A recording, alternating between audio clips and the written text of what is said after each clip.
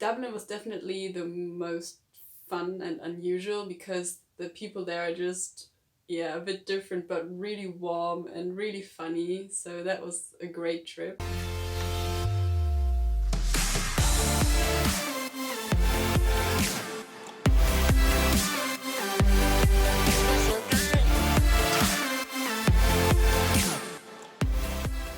Hi, my name is Sharia, and I did a takeover on Instagram a while ago where you asked me some questions about my au pair experience and being an au pair in the UK, and today I will be answering 7 of them. Why did you choose the UK and not a country overseas? For me personally, it was always clear that I would move to the UK to work as an au pair because I've always loved the British accent and also the people and the culture there. So that wasn't really a hard decision to make. But there were also a few other reasons. For example, it's kind of close to my home country, Germany, if you compare it to the USA or Australia, for example.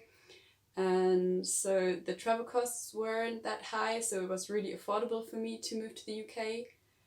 And another reason is that there wasn't much of a time difference, so that meant that I was able to call my parents or my friends at any time of the day and they would probably also be awake.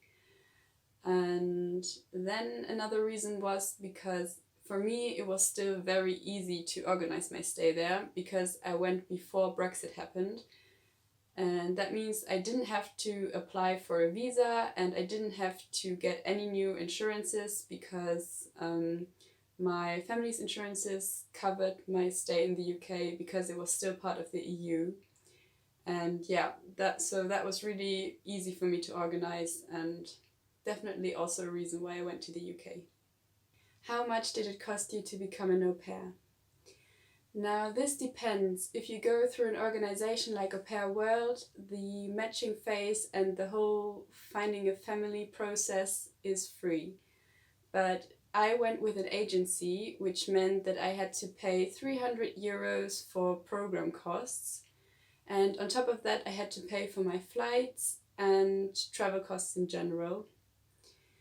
What I didn't have to do is pay for visa or insurances because my family insurances covered my stay in England since they were still part of the EU, which is also why I didn't need a visa.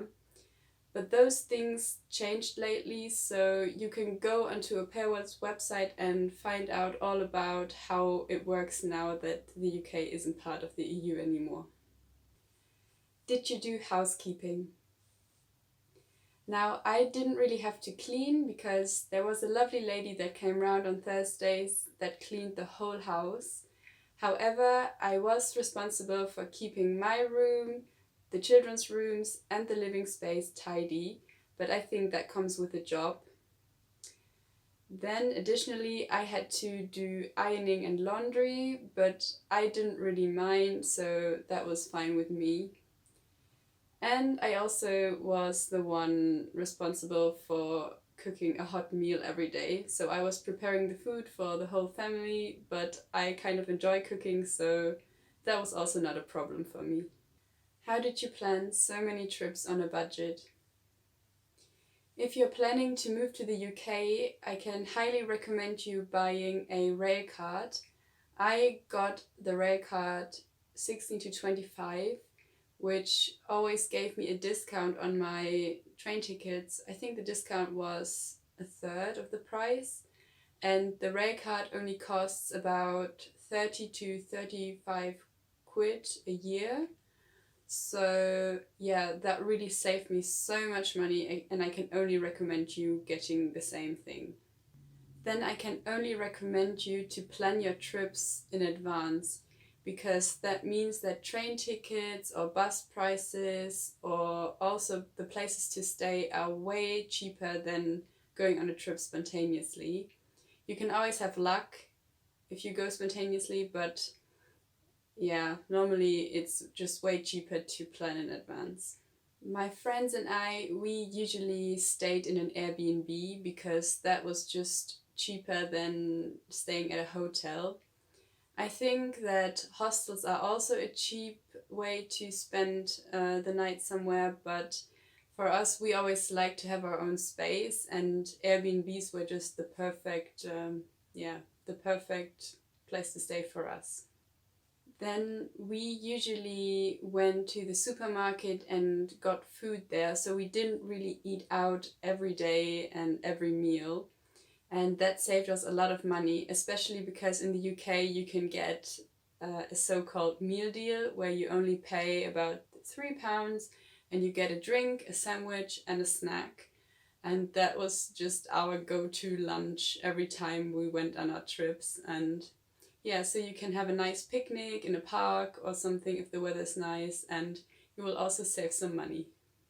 Another big advantage we had is that a friend of mine had a car which she was allowed to take on trips as well. So for example, when I went to Bath or Cambridge, we went there by car and we only had to fuel up the tank after we came back.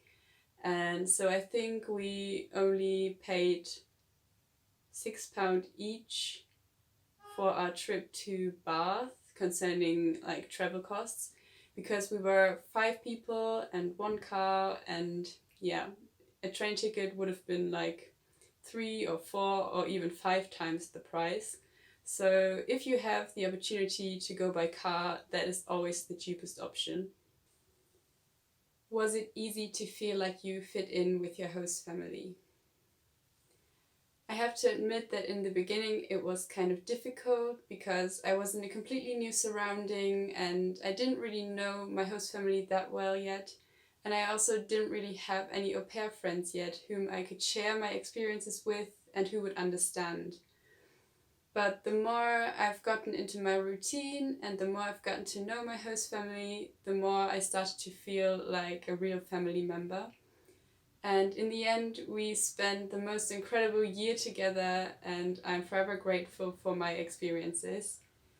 I mean, we're also still in contact, and I've been there twice since I stayed there for my au pair year. So I think that shows how strong a relationship between an au pair and a host family can be. So if you feel overwhelmed and if you think that it's really difficult for you, don't give up. I promise you it's worth to keep going, and I'm sure it will work out in the end. Did you talk to your host family via Skype? Yeah, so this is really how it went down, kind of. So I reached out to them via email saying that their profile really interested me and that I would like to get to know them more.